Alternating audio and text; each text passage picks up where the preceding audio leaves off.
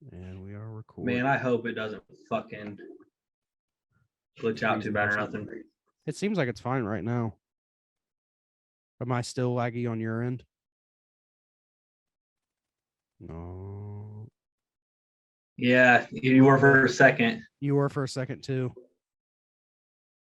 It should be all right. Yeah. I mean, worst case scenario, we'll just, if it starts acting real bad, we'll just have to stop and try this another day or something. What's that? Oh, you're just moving your shit around.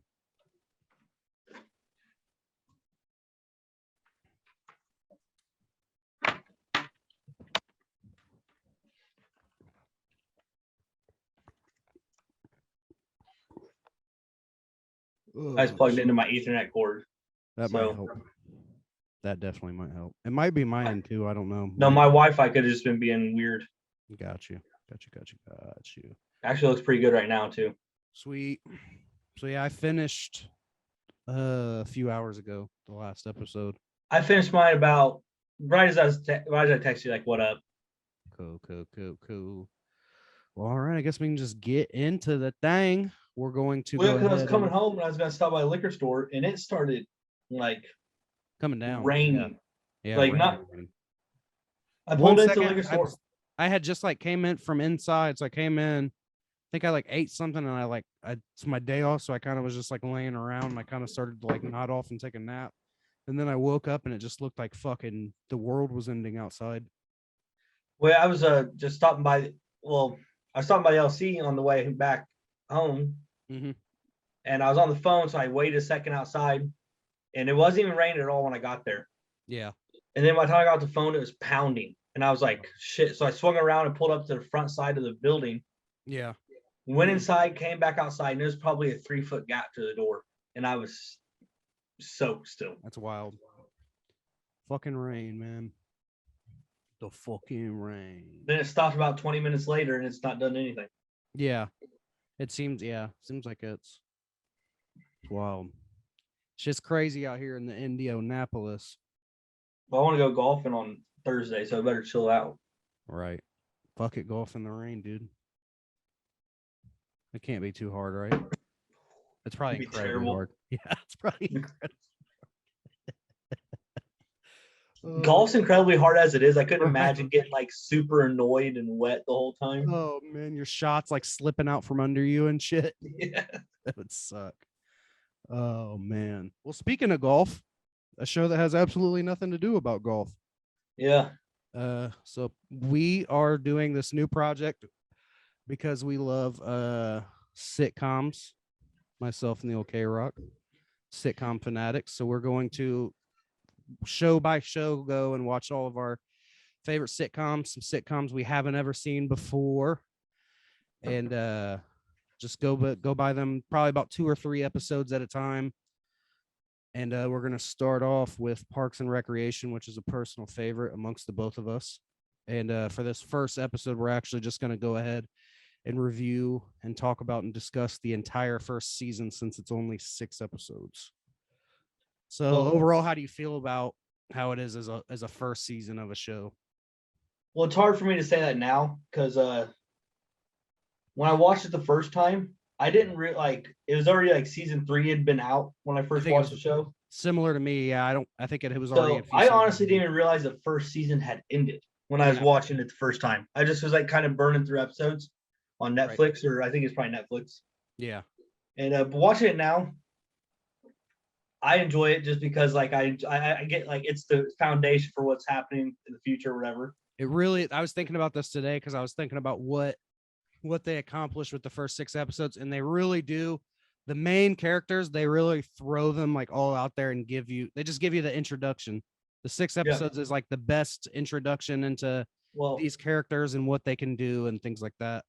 I read earlier today that the first season was filmed back to back with no viewer analysis of the pilot. So it's pretty much a 6-episode pilot. That's super rare. Normally, like the pilot is reviewed like 80 times before. No, it was they filmed it like straight through like that. It was pretty much a 6-episode pilot. Nice. That's cool. They probably filmed it pretty quick then, probably within a few weeks or something. Well, I feel like as like a TV place with the writing and stuff it had. They had like solidified writers. They had like a couple people from like Right. popular stuff. I think a lot of the cast came from The Office, because I was telling you about this the other day, but originally Parks and Rec was supposed to be a spin-off show for Rashida Jones' character from the Karen from The Office. Yeah. So I What think they was had it? a lot of staff like that was coming over from The Office, so they already had, good people behind the camera helping Yeah. them out. And then also just like with how huge the Office was at that point, Yeah, this show was gonna massive. have a hard time not at least making it 4 seasons. Right, exactly. So they're like, we're just gonna go ahead and throw the weight behind the 6 episode first season and go from there. Go for there, yeah. But that's why, Uh, like, I feel like Donna, yeah, Jerry, I feel like Donna and Jerry both would have made quicker splashes if they would have reviewed them after, like, if they had reviewed after a couple episodes. right. Because it did feel like there was kind of something missing. Like we were too It centered is. around Yeah, it's not it was perfect for sure. it was too centered around like this group that is just like in weird entanglement. Yeah. And there was another thing. I was looking up some stuff like trivia and stuff like that, and I found a couple little interesting notes. Uh, one of them was that Chris Pratt. So Chris Pratt was originally not supposed to be in the show past the first season. He was originally only scheduled to be in the first 6 episodes. And then but they obviously liked him so much that they wrote him into the second season. And then eventually he's not even listed in the main cast. The opening credits, he's not one of the names. Like he's usually listed as a Oh no, guest he's star. not. I don't think he's considered main cast till like season 3. Season 3, yeah, I was about to say season 2, he's still a get, but he's still in season 2 a lot because Yeah. obviously they liked him so much from season, because he's gold. There's some golden moments from him in the first season. Oh yeah. So, The but yeah, scene there where was that. the episode where Mark sleeps with Shauna Mulway Tweep or whatever, Yeah, and he's like, "I called that. I called Yeah. that. I told you." yeah, And then I don't know if it's improvised or not, but when he goes, "I bet he didn't wear a condom." You're like, "What the hell, dude?" fuck. What the fuck? Okay, He's so just we like can. random, like, "I bet he didn't wear a condom." They didn't wear a condom. There's so many of those good one-liners in this show. Oh man. Holy shit. Okay, so we're getting into it. So episode 1, obviously the pilot. It was directed by Greg Daniels, who is the showrunner who pretty much like is the decides the stories and shit like that. So Yeah, the first episode's basically just basic introductions to everybody, because they present the show obviously as like a documentary style yeah, whatever. So obviously the show starts with basically the main impetus of the whole entire series is there's a town Leslie Knope, played by what's her name, Amy Poehler, yep, attends a meeting, and it's just like a basic town hall meeting or whatever, and that's where we meet Rashida Jones' character, who talks about the pit. The pit is like the impetus of the whole show. And they decide that they want to build a park in this gigantic pit where some company was going to build some kind of building, and they went bankrupt, so it got canceled halfway through. And Rashida Jones' character's boyfriend, who's Chris Pratt, obviously fell in the pit and broke his leg, so they want to fill it up so it doesn't do that anymore. And that's kind of what branches the entire show off. yeah. And But it's a that's pretty where Amy solid. Poehler gets the idea of making a park on it, trying to Yep. Yep. get So the that's thing.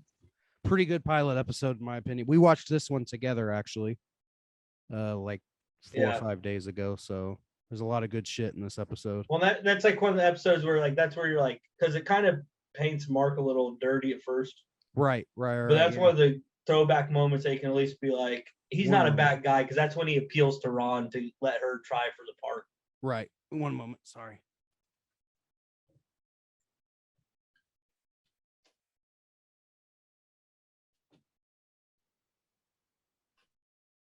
My apologies. Oh, you're good. Yeah. So I'm gonna look see if I can find any good quotes from that. First, I'm gonna go to IMDb. Doop, doop, doop, doop, doop. I think one of the best quotes is like, "You want to cash in on this?" Yeah. Oh my god, dude. All right, let me find the episode real quick. Sorry. Dude, I gotta chill out. I forget that I'm on video.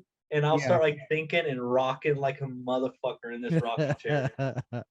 I do it all the time too.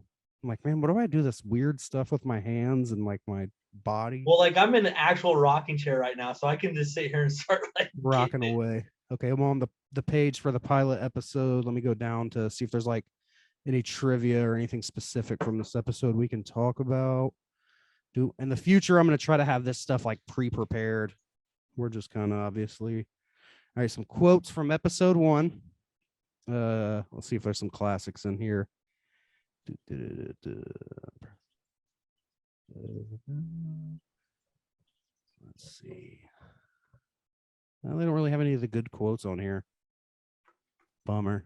Oh well. I'll just move on next episode. I feel like it's not really quote worthy at the whole show in general after the first season. Right. There's not a lot of stuff I can go back to the first season, but like, remember that quote? Remember that line? This is kind of weird. So I'm looking up trivia from the first episode, and it says Ron originally had a poster of Indiana basketball coaching legend Bobby Knight in his office, but it had to be removed. But I could have sworn when we were watching it was still in, right? It was for mine. Yeah, I was gonna say on mine it was too. Maybe it's like Bobby Knight. Maybe it's like a thing in the maybe like whenever they would put it on like newer. I don't know. That's weird. Maybe on Paramount Plus it's removed. Might be. Let's see if there's. We both have the DVD. Oh, this is kind of cool because I remember I pointed it out on one of the early episodes. Leslie has an autographed picture of Larry Bird on her desk. Yeah. So one of the trivia says in a deleted scene, Tom explains that the autographed photo of Larry Bird on Leslie's desk, in which her name is misspelled Lesly, was faked by him as a part of a long-running prank in which Leslie believes Tom and Larry Bird have lunch once a month. Okay, so we should get together for one of the seasons or at least some episodes. Because on my Blu-ray copies, it has the deleted scenes, right? Each episode has commentary and a deleted scenes, and I didn't watch any of that. That would be fun to watch some of those commentaries, and because that would give us some cool things to talk about, like production notes and stuff like that. Yeah, because I about randomly watched a deleted scene earlier, just like or the deleted scenes from an episode, just to see like something a little off the wall, and I wish I would have now because that right there. Right. Let's see what else was there. The original pilot received mixed responses from focus group screenings, leading to parts being rewritten and new scenes shot in order to make Leslie and Mark more likable. Originally, Mark was interested in Anne and asked Ron to greenlight the park project purely so he could pursue her romantically. This was rewritten, so Mark asked for Ron to help Leslie because he genuinely thought she deserved to succeed. So originally, I was gassing him up. a second ago. Right. Originally, his character was supposed to kind of be even more of a D-bag. Oh shit. That's wild. He's already kind of like a D-bag. Yeah. Especially like in without going too far ahead, the season 1 finale. Because he kind of like near the end, kind of like comes all you kind of see it. No, I will say, I don't think that was his like in that scene the way it's written. Yeah. I don't think his intention was to be like that. I think it was. No, I don't think so either. I think he was just being brutally honest. Yeah, is what it was. For sure. Definitely for sure. Okay, so which is kind of the character that Tom paints of Mark. Tom paints Mark out to be like just the like ladies' man, womanizer. Yeah. Kind of vapid dude, whatever. But yeah, for sure. Okay, so we can move on to episode 2, which is Canvassing. I love this episode, actually. Directed by Seth Gordon and written by Rachel Axler. This one's a good one. This is the one where they go canvassing neighborhoods to get support for the park project. You don't love your kids if you don't support this park.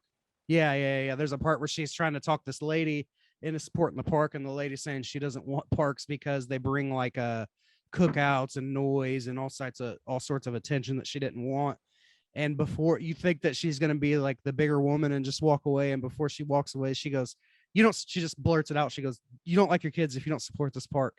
And the lady gets real offended and then decides to go and kind of becomes like the main antagonist of the episode in a way.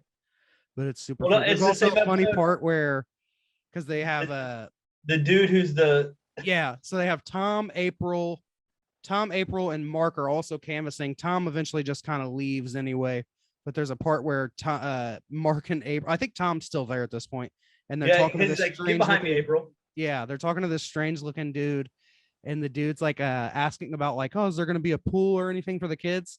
And they're like, oh, we're not sure yet. And then they go, so how old are your kids? And he goes, I don't have any kids. And she immediately, Mark goes, April, get behind me right now. Oh, Oh, so just a subtle little, it's dark, it's very dark humor, but it's done subtly enough to where it could have been on network television and it was still like funny and oh kind of yeah, lighthearted. like it was like, oh man, Great stuff. Great stuff. Let me see if I can find any like trivia I'm or trying to think anything of. from this. Let's see. Oh shit, that's the episode where she filibusters it out too. Yeah, the filibuster part. Oh, this is another thing that I wanted to say. So the actress that plays Leslie's mom makes her first appearance in this episode. And the lady that plays Leslie mom, her name is Pamela Reed. And I didn't know this until I was looking stuff up. Pamela Reed is actually Arnold Schwarzenegger's partner in Kindergarten Cop. Oh hell yeah! So I was like, oh, that's pretty dope. And she's done some other stuff, other TV work and stuff. You talk about And Marlene Nope. Marlene Nope Griggs.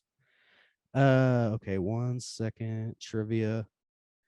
Boom, I got a boom, good boom. one about Marlene when we get to episode 5. 5. Yeah, okay. Let's see. Oh, this is an interesting one. This is the only episode in the entire series to not feature Jim O'Hare, that's who plays Jerry. So this is the only episode where he doesn't make one single appearance. Well, okay, so we talked about this earlier. Like I don't like Donna and him both. I don't think if they really thought about like what kind of role they could play yet. I think they just needed some nameless background. Yeah, employees. Gotta have more people in the office, right, to make it seem more realistic and fill it out. Because obviously, in every real job you have, you might have people you talk with that you know more about their lives, but there's also people that you just don't really know what your you job. don't fuck with like that, yeah. Right, that are just kind of there. You see them, you might give them the head nod when you walk in, but other than that, they're just there. So it made it feel a little more, but it's cool because obviously as the show went on, it fleshed those characters out and gave them more storyline and background. And Donna ends up becoming one of my personal favorite characters in the whole show towards the end. Yeah, I love Donna. Donna and Tom are good, a good little a little duo. Yeah. Oh yeah, Donna and yeah. I can't wait. Donna and April have their moments too, where it's just like there's a really good episode later on about how April and Donna like how April kind of just doesn't get Donna. I can't wait till we get to and that. Donna and Craig, dude. Donna and Craig. Craig is a low-key sleeper good character. He doesn't come until like season 6, I think, but yeah, dope character. Let me see if there's any other cool little. Let's see. Boom, boom, boom. Aziz Ansari improvised much of his dialogue, including the scene in which he is on the phone hinting at bribes to gain support for the park project. The producers were initially worried this would make his character unlikable with the viewers, but the opposite happened as the audiences felt this was an accurate portrayal of a typical government office. Dude, that scene where, especially knowing it's improvised now, the whole thing. Yeah. Where he's like talking to all those like vendors and stuff like that, trying to be like, hey, let's get in on this. Like, there was one part where he was like, he's like, and this is Tom, and then you could tell that the person on the other line's like, who? And he's like, Tom Haverford. Like, he's like, at first you think like, oh, maybe he is kind of like a high roller, maybe he acts, but then you slowly kind of realize that he's full of shit, and he like sees himself as like a business tycoon almost, but he's not really that, at least not yet. Well, and then that one dude shows up to the actual meeting. Right, the sod guy. Yeah, and that girl that they met during canvassing comes in, and as soon as she starts talking shit, dude leaves. He's like, I'm out. Yeah, because they eventually have the meeting that they're canvassing for. The lady that's against Parks shows up and kind of rallies the crowd against Leslie, and then Leslie has to filibuster so that the meeting can basically end without them reaching a decision. So yeah, that's kind of how the episode ends up playing out all the way through. But it's a pretty solid. It's probably maybe the best episode of the first season. Maybe there's like one or two other ones that could kind of rival it, but I kind of like the finale. The finale is really good too. Yeah. I kind of like the finale because the finale shows you where the show's going. You know what I mean? Like the season one's the introduction, and then the finale of season one's like, okay, let's start moving the plot forward a little more. So yeah. So is there anything else? Episode 2. The game that Mark and Andy and April are playing when Ann and Leslie walk in on them is Rock Band 2, as evidenced by the song My Own Worst Enemy by Lit. Oh yeah, yeah, because they're supposed to be canvassing. They get in there early. And They they're get in there early. jamming. They're fucking jamming when they walk in there. It's so great. Andy and Lawrence play neighbors at odds in this episode. The two would later go on to work together in Jurassic World. Pratt Well, no, plays I want to say villain this. and I want to say Edelson this. plays attic supervisor. I was gonna say this a little later, but seeing as you brought it up now, like with this, I'll bring it up now. I think they wanted this episode 4 is what I had this reference in. I think they wanted to make Lawrence a kind of a side character with Andy. Like, yeah, because they mentioned him a lot, a couple times in this first season. Yeah, yeah, and then because he's like, because my neighbor Lawrence, you know. Yeah. So they and obviously were maybe when he chased him on his crutches and stuff naked. So like, I was like, man, they're really trying to like send this. But it also kind of makes sense now that you said that they really didn't have any plans for Chris Pratt after season 1. Yeah, they had just written this character and he luckily got cast in it, but he did such a good job that they put him in more. Makes sense why Lawrence died though. Then in that case, then. Yep, because they were like, we don't really. Yeah. This. Okay, so episode 3, The Reporter, directed by Jeffrey Blitz and written by Dan Gore, aired April 23rd, 2009. This is the one where Leslie gets set up to do an interview with a local reporter, played by Allison Becker. Her name was Shauna Malway-Tweep? Yeah, I believe she's in a few episodes throughout the show. I believe. I was just reading on her. I was on the thing a second. I think it may have said 11. 11 episodes altogether. Yeah, she's kind of like a recurring character. She kind of like if I remember correctly, throughout the show, she kind of like goes on a downslope. Oh yeah, she does. She does. Portray her as being like so yeah, she gets in, basically sets up with this thing to write the reporter wants to write a story about them filling the pit up and building a park, and it kind of just goes wrong where Leslie kind of just ends up saying some dumb shit. And well, no, it started with Chris Pratt saying Andy saying he was drunk. That's what it was. Yeah. And she's drunk. Like, oh, you're drunk. Yeah. And Les is like, stop. And that's when she's like, goes to Mark and was like, hey, can you like pretty much get this stopped? Yeah. And she's like, hey, we can do the interview tomorrow. And she walks out with Mark in that scene. But Leslie doesn't. And then the next day when they redo the interview, Mark drops her off and she's wearing the same clothes. So they obviously hooked up. Then she's kind of doing the old walk of shame. Yeah. One might say. Oh, this is a cool thing I noticed. Instantly, I love the scene. Well, it's because it's just better acting than you expect. Yeah. When it happens, Leslie's face and like demeanor and stuff, whenever she like puts together in her head what had happened. Yeah. She's like, shuts off. She's like, oh, do you live near him? And she goes, no. And she goes, oh, so he just gave you a ride? And he's like, yeah.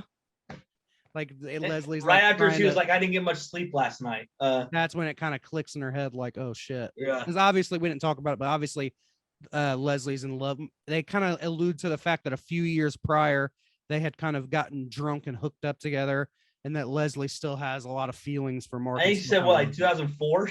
Yeah, so like 5 years prior to when that show aired. That's kind of how. So she's kind of like at that point, it's kind of like she got her second chance at doing this interview, but now she's even more kind of in a state of disarray after figuring all this out. Yeah.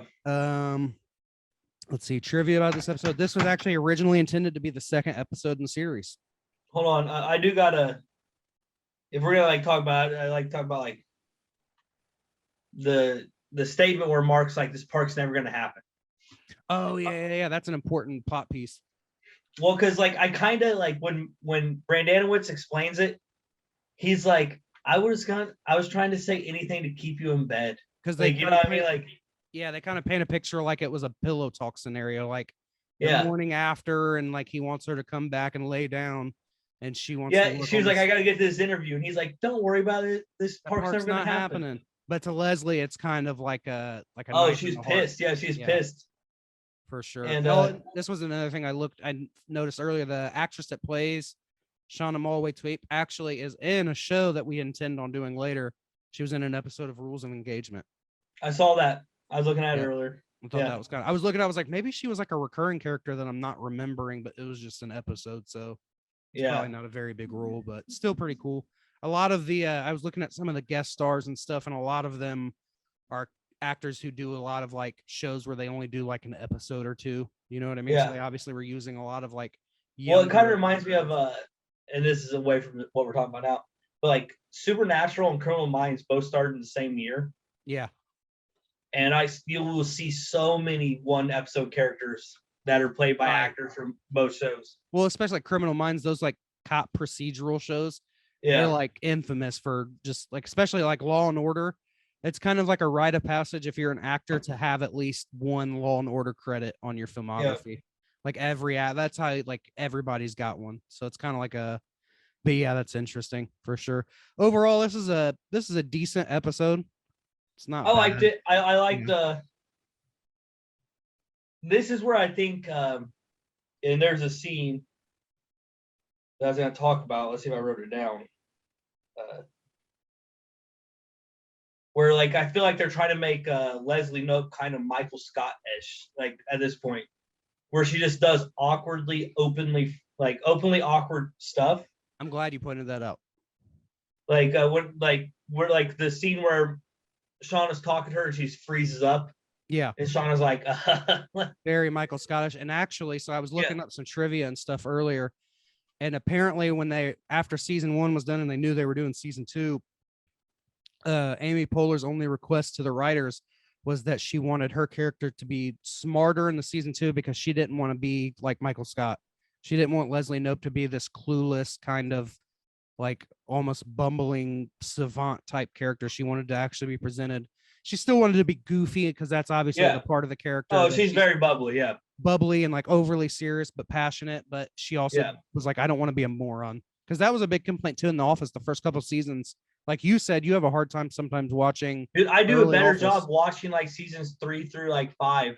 Right, because they learned how to write Michael Scott's character a little more likable. No, because sometimes it'll run you out of the room, man. You're literally just like, oh my god, like you start like sweating cringe, like oof, like. Which I love The Office, but that is a thing that kind of keeps it from like nearing the top of my like top sitcom list for sure. Is like sometimes the cringe is a little too hard to take.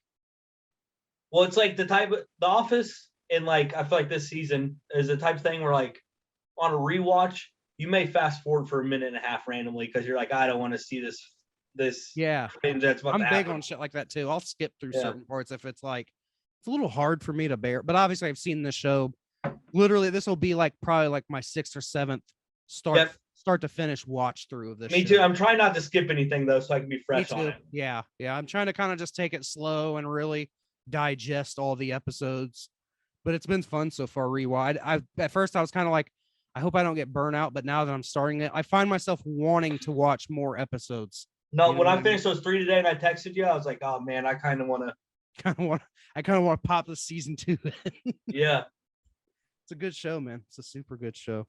And it only gets better from here. It only gets better, yeah. I think, too, if I'm not mistaken, was this the episode that opens up with her and Jerry in a park?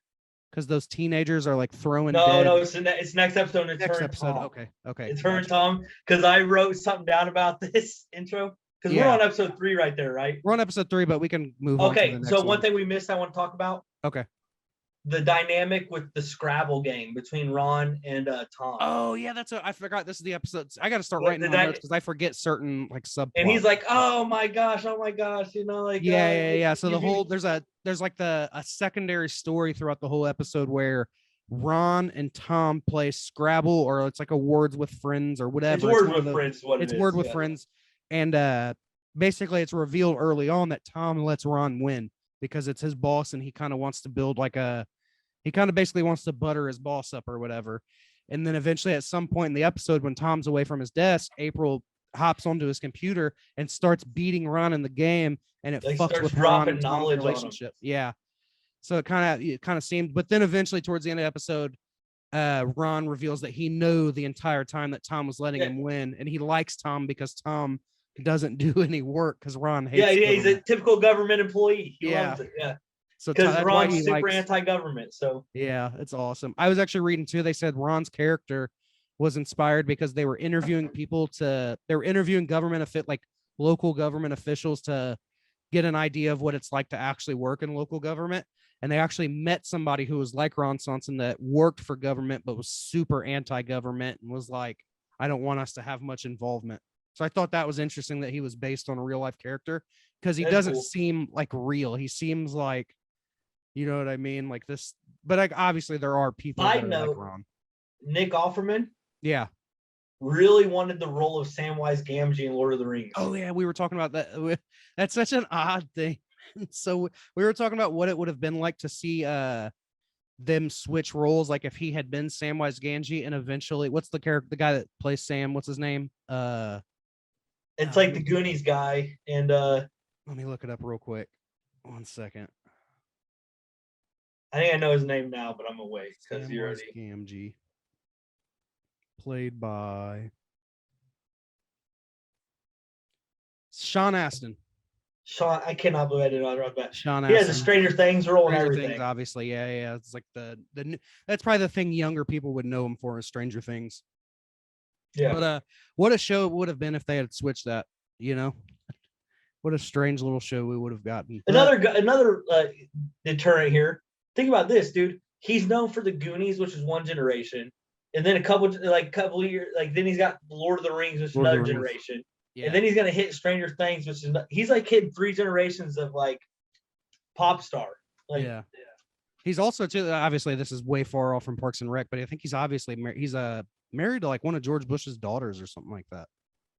George Who? Bush Jr.'s. Sean Astin is. Okay. Let me look it up 1 second just to be sure, and then we'll get back to topic. But I'm pretty sure he's married to, let me see, 1 second.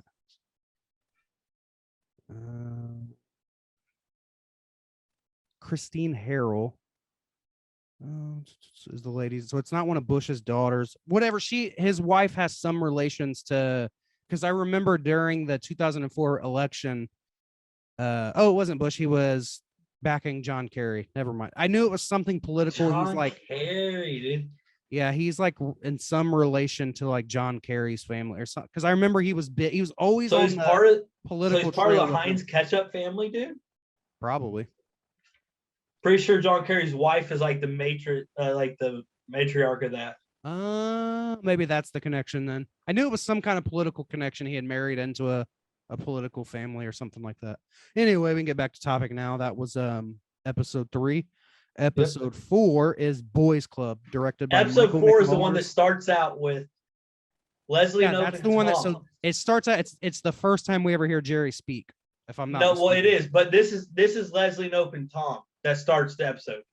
Oh, okay. Oh yeah. They go and they're talking about. They're like, apparently kids are taking the poop out of the dog poop trash can and throwing at each other. There's no way that's real. Yeah, and they get there and they're really doing it. And Leslie Knope starts having a heyday. She picks up a trash can as a shield. Yeah, so she's blocking the shots, picking them back up, and launching them back. And at the end, she's like, you know what? I'm having a lot of fun. Yeah, so good. So this episode is about how there's like a boys club at their where they work, and some of like the dudes. It's Leslie kind of makes it like in her mind, she builds it up like it's this big like prestigious club, but really it's like these dudes at their job and they just drink beers and like just bullshit or whatever. But eventually they're all city planners. Yeah. The only reason I know is because when Ron pops off at the end of the episode, when they're at the trial thing or whatever, and Ron just gets all pissed off. He's like, I'm out of this. He's like, this is ridiculous. Yeah. So yeah, the city planners, these like, it's like 3 or 4 dudes. They have kind of like a regular get together where they drink beer, and Leslie kind of decides to crash it, and they like hang out and they drink with him, and then so earlier in the episode they receive a gift basket. Yeah. And she's like big on we can't accept anything from that because it could be considered a bribe. So later on after So later on after she drinks the beers with the boys club, they run out of beer and she wants to impress them. So she goes back to the gift basket and steals all the wine and like cheese and shit out of it so she can impress them. But the next day after she sobers up, she immediately regrets it. And she like you would have swore she murdered somebody. She starts filming videos like apology letters, videos, as to all the female politicians. Yeah. Yeah, she literally at one point starts naming them off, like every female politician. Alphabetical order. It's so good. Oh, Such a good okay. So one episode. thing that's good about this episode is this is what Jerry and Donna speak finally and kind of like really communicate in this episode for like a couple seconds. Yeah. And honestly, since like the first episode, it's the only time April becomes a thing. Like, yeah. For sure. They kind of start because this is the episode where also there's a thing too. They create a website for the pit, and it's like it has kind of like a social media type feel to the website to where people can make like profiles, right? Isn't that kind yeah. I imagine it's pretty much like Facebook. You know what I mean? Like it's that's a Facebook type thing, but for like local government. yeah. And another part of the reason why also too, Leslie thinks she's going to get more in trouble for the opening of the gift basket. But in all reality, they get upset because April posts a video of her drinking wine and she's underage. She's only 19. So that becomes like, and she posted it right on the she posts page. it straight to that website. So yeah, it's really funny. And that so yeah, this is kind of the first where April's character kind of starts taking shape in this episode. Yeah. Bang, bang, bang. We can. I feel you though. Yeah, for sure. Okay, getting back into. I guess we can just hop on to episode 5, or we can do some trivia for episode 4. Give me 1 second. I got some trivia for you, ass. Yeah, hit me with it. Every single episode besides episode 4, which went up barely, was a pretty significant drop in viewership. Oh wow. Wonder why that was. What when this first aired, I wonder what night of the week they were airing them on. I can tell you. I got the air date, so I'll just go back on my calendar. IMDb only has 2 pieces of trivia for this episode. Oh wait, so no, 2009 has 4. The 4 pieces of trivia IMDb has is this is the first episode where it was Thursdays. Thursdays, okay, that's not a bad day. This is the first episode, obviously, where Donna speaks. In the courtyard, the boys' club is seen drinking Upland Dragonfly IPA. Upland Brewing Company is a popular Bloomington, Indiana brewery and brew pub, and it distributes several varieties of beer all across the state. Yeah. I think I've seen that before, actually. For anybody that's just I never even paid attention to the label. So for anybody who's randomly stumbling across this little episode of the podcast, we are actually from Indiana, so that's why this show is pretty important to us too. A lot of the references and stuff like that is stuff we get from growing up, obviously. And good thought, because I was sitting here thinking like, it's just me and him talking. I forget sometimes when we're talking that maybe more people are going to watch us talking about this. And it's like, maybe we should explain some shit like that. Yeah. Because we're just like having a good conversation or whatever. But let's see what else they have. Okay, so in this episode, when Ron and Leslie are waiting to go in the deposition, Ron is seen to be using a mobile phone / BlackBerry. This is contradictory to Ron's character in later episodes where he doesn't even know what an iPod is and has a very basic old style phone. Something they kind of That's an easy miss, man. An easy mistake. Yeah. Because obviously they probably thought of that later, the joke of him not knowing what an iPod is, and we're probably like, oh, that's great. He wouldn't know what an iPod is because he doesn't care about that stuff. So it's an honest mistake. And then one thing that gets Leslie in trouble is when April, her intern, posts a video of herself drinking wine provided by Leslie. This is a problem because, this is a nitpicky ass little thing. This is a problem because April was only 19. However, at the time, Aubrey Plaza was 25. But that happens all the time in Hollywood. That's not really trivia. Damn, dude. She was 25? 25. 25. I think it's kind of nitpicky because, first off, that's a false statement. Leslie did not give her alcohol. Right. She took it. Yeah. She took that shit. We were also pointing out while we were watching this that the first thing we kind of saw, or at least it was the first time I saw her, was Donald Glover and Derek Comedy's Mystery Team movie. Yeah. She's the main actress in that, lead actress. Okay, moving on to episode 5 of season 1, The Banquet, directed by Beth McCarthy Miller and written by Tucker Cawley, airing on May 7, 2009.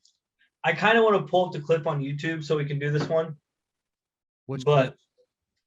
All right, so the overview of the episode is Leslie's mom is getting an award and she wants to go. there, Right. and she's taken The Anne. Tellinson Award. Yeah, Tellinson Award. Yeah. But at one point, Ron references her, and he goes, "That's why I gave her the nickname, the Iron." And then it bleeps out all like 3 or 4 words. Yeah. My question is what do you think The that name Iron. is? I need to Iron watch like something of Pawnee. yeah. Iron. It has to be like at least 3 words. I don't know, man. Fuck the Iron. Dragon ass bitch. That's a good one.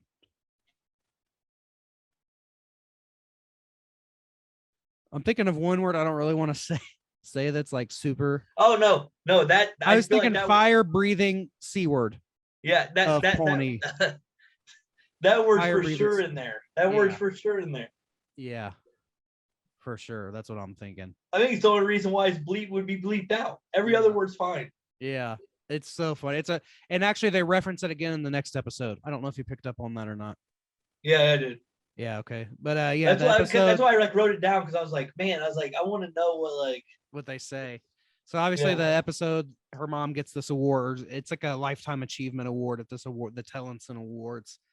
And while she's there, she's at so the episode's like really good because it starts with like Anne and Leslie are each respectively getting prepared for it. Like at first Anne puts on like a nice black casual like loungy dress, and she looks perfect. Like she's such a beautiful woman, Rashida Jones, so she looks perfect. But then she calls Leslie and she's asking like, what's this gonna be like? And Leslie plays it up. She's like, it's the Oscars. It's like the Oscars meets the Grammys times 10, like the meets the Super Bowl. She's like, it's the biggest event. It's super glamorous, black tie, and she's playing it up. So her what's Rashida Jones' character? God damn, why am Ann Perkins. Ann Perkins is in her head like, oh, I'm not going big enough. Like I need to. So she gets like a glamorous like ballroom dress looking thing on and everything. And then Leslie, to get prepared, goes to this barbershop that in her head is like a old school hotspot for like politicians and mayors and shit. And it's like this which old, were like, dudes, military looking old barber. And she sits in the chair and she ends up getting a haircut that's kind of like a more masculine haircut that's called the mayor. And she wears like a pantsuit to the banquet. So when she shows up, her and Anne are like arm in arm, and it looks like they're a lesbian couple. And that's kind of like the gag of the episode. I thought I said Anne. You may have. I don't know. I might have said Jan too. I don't know why. But yeah, that's kind of like the gag and also too, obviously Anne's like way overdressed because she's like, when they walk in, I can't remember the dude's name because Leslie Knope rattles off about 70 names this episode. Like local politicians who are supposedly legends. Yeah. And she's like, oh my God, that's so-and-so. And she's like, Anne's like, why is he staring at us? And then he comes over, he's like, he said, I'm so proud of that you guys like just I want to just want to say what you guys are doing is so brave. Yeah. And obviously he's like a closeted homosexual. But it's funny. He said, I wish I had the courage. Yeah. So the majority of the episode's at the banquet, and there's a woman there that Leslie's trying to get a meeting with because she's like the head of the zoning board or something like that, and she's basically somebody who could help Leslie push the project, the pit project forward. And the lady kind of gives her the cold shoulder and blows her off, and that's when Leslie's mom kind of tells Leslie like, hey, her husband got a DUI in the other state. We can use this as blackmail. And the rest of the episode is the dilemma of Leslie should she blackmail this lady or not? You know what I mean? Okay, so this is the part where I wrote down my notes or whatever I was watching. Okay. Michael Scott vibes. Yeah, I was yeah. Because when she's trying to figure out like what to do, and then when she does actually kind of try, and she's horrible at it. She's like real horrible. So like she doesn't know how to like let her know that she knows, and she's like, drive much? And she goes, what? She goes, does your husband drive much? And she goes, I guess. And she goes, does your husband drive in other states much? And she's like, what? And she just goes, I know your husband has a DUI in another state. She just blurts it out. She's like, so she has no like no chill about it. But yeah, definitely Michael Scottish for sure. No, the way and then the way she just stands up, yeah, she throws water in her face, and immediately Leslie's like, I'm sorry, I'm so sorry. I didn't mean to do that. I'm so sorry.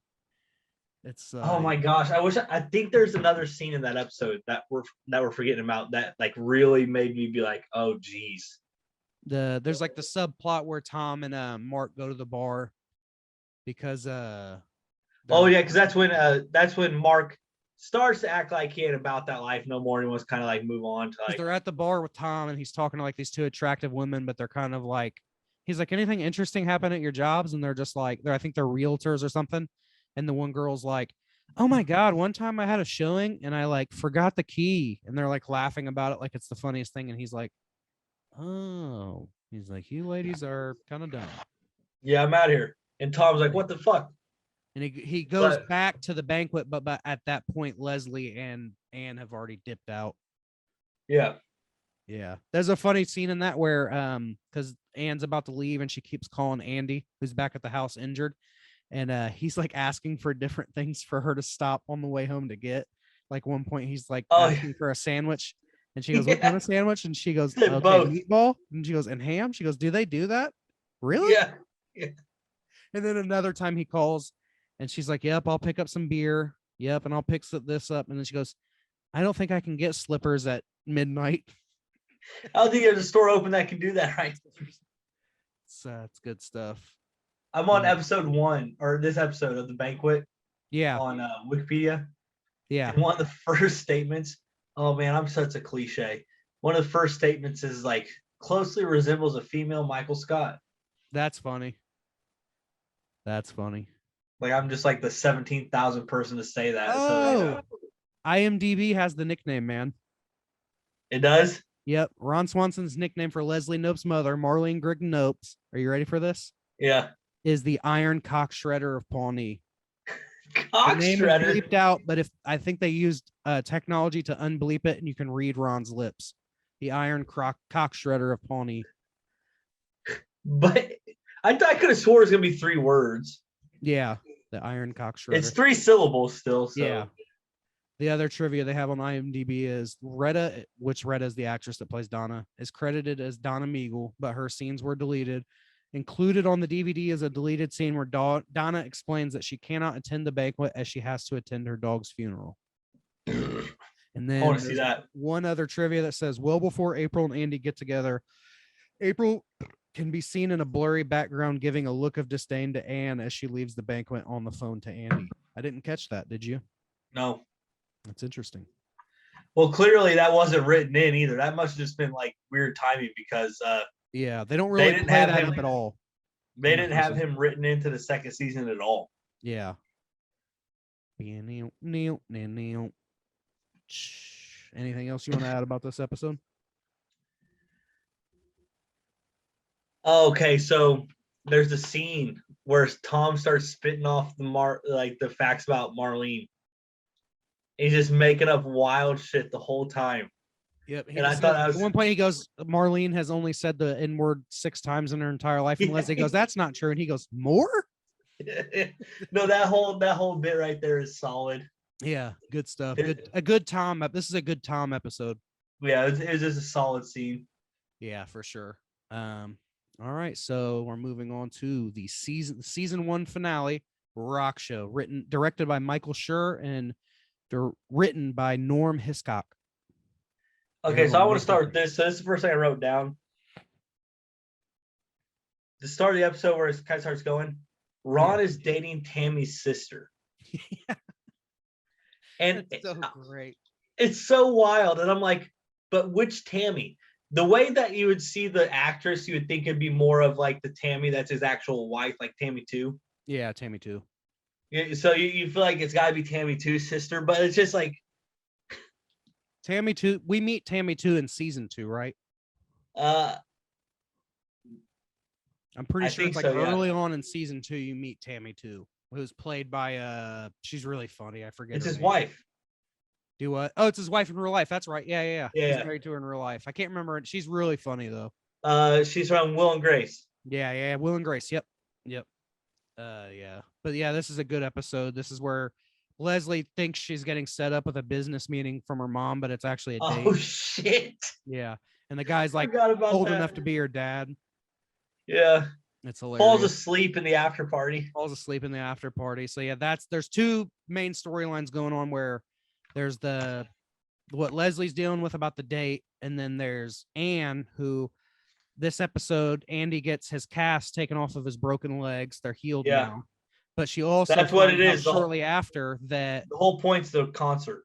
because he has because he's doing a rock show to like kind of celebrate getting the cast off of his legs.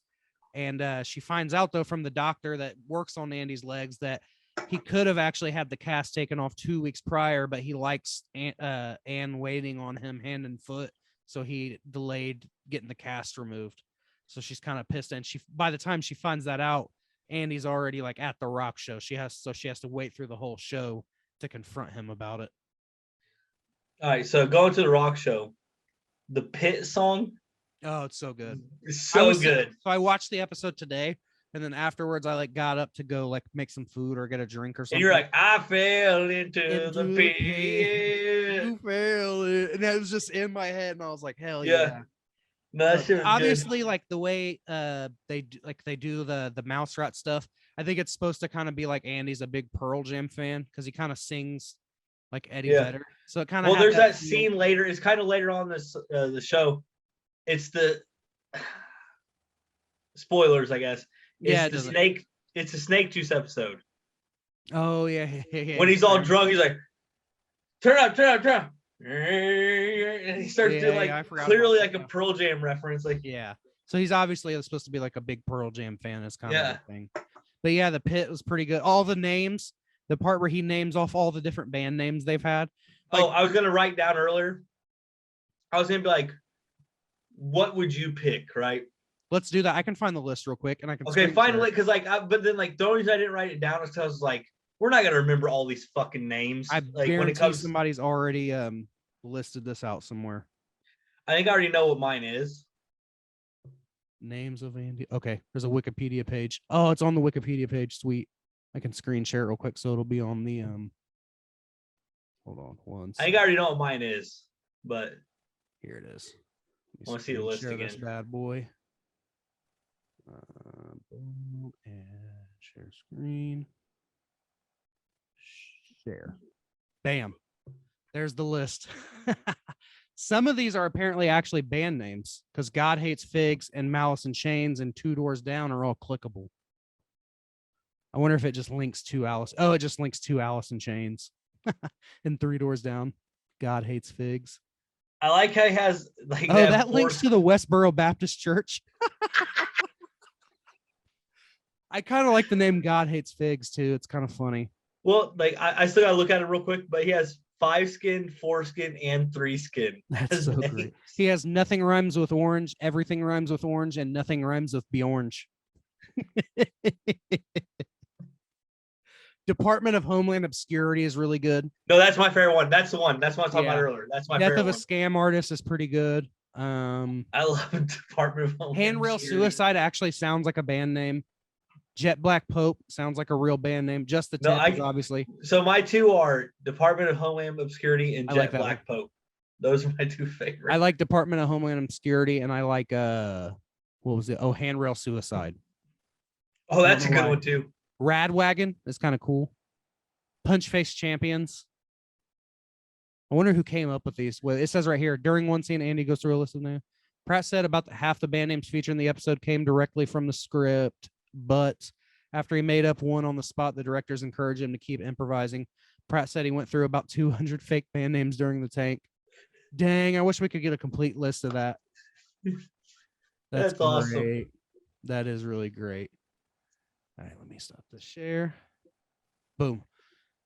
So yeah, that's a good bit in the episode, the band name. There's a lot of things like that throughout this entire show where they have those moments where they let an actor kind of just rattle off like 20, like, because there's my favorite one is there's one later on where Tom is naming off nicknames of like food. He's like, I call appetizers absent desserts. I call forks food rakes. Food rakes, yeah. He names off like 20 different things, but it's so funny. But yeah, this is actually on IMDb. Chicky parm, dude. That's one. Parm for chicken parmesan. Yeah. This is actually the highest rated episode on IMDb for the first season. It's got 7.6. It's The pretty Banquet. good. It has the second lowest views by a lot. Okay, so viewers per million, right? Yeah. First episode 6.77 had a lot of hype. Yeah. Second episode 5.92, which was canvassing. Good episode. Right. Third episode 5.24. Big drop. Big drop. Well, that's back to back big drops. Yeah. That's the reporter. And Boys Club goes back up to 5.29. Kind of bounced back a little bit. Yeah. Because they And were then getting close to the end. Yeah, then Banquet gets 4.64. Damn. So it dropped like 0.8. And then the final was low, right? 4.25, you said? Yeah. It's crazy. Fucking nuts. IMDb has trivia on Rock Show. It says, in order to spend more time over his directorial debut on this episode, Michael Schur was forced to pull out of a guest appearance in The Office season finale. His recurring character is Dwight's cousin Mose. Oh, the guy that plays Mose in The Office is Michael Schur and directed this episode. No shit. Yep. Mose was replaced for that episode by a nearly identical character, Dwight, named Rolf. Andy's band Scarecrow Boat, later Mouse Rat, was supposed to pretend to play and sing the pre-recorded songs. While playing the scene live for DVD extras, the crew decided the jam band sound worked well, so the songs in the episode are performed live. So they actually play the songs. It is revealed from the photo he shows that Leslie's date is the father of Lawrence, the neighbor who torments Andy. I didn't pick that up. Did you? No, that's awesome. I didn't pick that up. That's great. Nah, these guys are like geek squadding out on this shit, man. Yeah.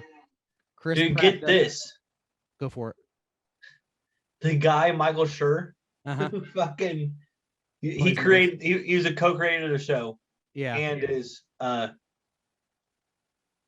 they don't it says born 1975 or 1976. Like they're That's like, wild. man, we don't even know this guy. That's crazy. Chris Pratt does his own singing and guitar playing. He also wrote the song "And" for the finale of the first season. You can tell it's him for sure when he's Oh singing. yeah. April speaks to Andy for the first time in this episode. The line she says is, "I totally get what you mean." April stating she totally gets Andy would inspire the creators to pair them up in season 2. And then it is revealed that Tom's marriage with the beautiful pediatric surgeon Wendy is a sham to get her a green card, as Wendy is Canadian. Ironically, actress Gemma Williamson is the show's only cast member or recurring guest star who was actually born in Indiana. Hold on. That's not when it's revealed. They're making assumptions just because she's born in Canada. Yeah, they don't really say that. They don't really actually say that. They don't say that at all 'Cause until they do. You're kind They of don't do that supposed to until think. the go blackmail ahead. game, pretty much. Yeah. You're kind of supposed to think until you figure that out. You're kind of supposed to think Tom's a scumbag because he's like trying to cheat on his wife. But in all, So yeah, It's not. It's revealed there if you want to make some weird fucking. right. Jump in your brain. Yeah. Yeah. But if you go into the show having no knowledge of it, in the Also, long let me run- ask you this: how many times have you heard in the world that some Canadian got married to an American for a green card wedding? Right. That's not a very Yeah. That's funny. But that's cool that the actress that plays Wendy is actually the only main or recurring guest that's born in Indiana. Gemma Williamson. That's pretty cool. Yeah. She's born in Indiana. Born in Indiana. So yeah, that's the first season pretty much. It ends with so by the end of the season finale. Oh, I want to talk about this. I want to talk about this. Go for it. Because we're talking about the end. I had something about the end. That's when Ann comes back. They finally get home because Andy's trying not to leave the show because he's like, reveals to him that she knows. She reveals like, hey, I know that. Yeah. She's too nice. So he's like, I'm just gonna try to get the show going. Leslie shows up late trying to get an encore, and Ann's like, nah. She's like, we're leaving right now. Yeah, we're leaving. So he goes home and she like pretty much dumps him because finds out that he could have got his cast off 2 weeks earlier. Yeah. And he admits that he just like being like cared for all the time. Yeah. Kicks him out. He goes outside, sees Mark and Leslie kissing. Yeah. And then Leslie like shuts Mark down, like, this ain't how I want it. Yeah. And he falls into the pit. So that's like where it wraps up. He goes banging on the door, and that Mark guy fell in the pit. Yeah. He goes, "You're a nurse. You probably need to help him." And then he just casually plops his ass back down on the couch and starts eating chips and watching the TV. Eating chips and watch TV, and it ends that way. Yeah, like, that's how it ends. Like, that's the last thing you see. It's I think like, it plays the pit, right? As the credits roll, it's playing the pit. Yeah. Yeah, and he just like casually plops back in there. I'm like, damn, Andy. What a great way to end the first season. Like, what a great last shot. It's pretty great. So overall, pretty good. I mean, there are moments in the first season where you could tell they were still figuring things out. I will say this. If I was watching it episode of like the air date of the episode, I would have had a hard time. I would have had a hard time tuning in for season 2 in a weird way. Yeah. Just because I do feel like a lot of this stuff is like, well, nothing really happens at the end of season 1 that makes you think about it while it's not. You know what I mean? Like normally a first season of the show will end so strong where you're like, damn, I can't wait for season 2. Yeah. You know what I mean? And season 1 didn't really have that. Well, and then that's why it's such a hard thing for comedies to run long in general. Right. That's why it's kind of insane that like Always Sunny in Philadelphia is doing what they're doing right now with the sitcom. Yeah. And Curb Your Enthusiasm too. That's another show that's been running for. Yeah. It's like I've never really watched that show, but I saw a the interesting thing about Curb though is that he'll take like 4 years off from doing it and then come back with a new season. Like the way he works is he's like, I think it's crazy to just do a season a year. He's like, I think it's a luxury thing on his part though. The fact that he was Seinfeld's the biggest show ever, so he's like he gets to do whatever he wants. Yeah, he literally just be like, if I come back, he's like, mate, I'm just gonna stop. Yeah. Contract's still open. I'll be back. Like I think at HBO they love him so much they're pretty much like, you do what you want, dog. You want to go do nothing for 5 years and then hit us with a couple seasons after 5 years. Dude, I'm telling you right now, I could see for sure at a certain point when like Danny DeVito's coming to like the real done acting, right? Like done acting. Yeah.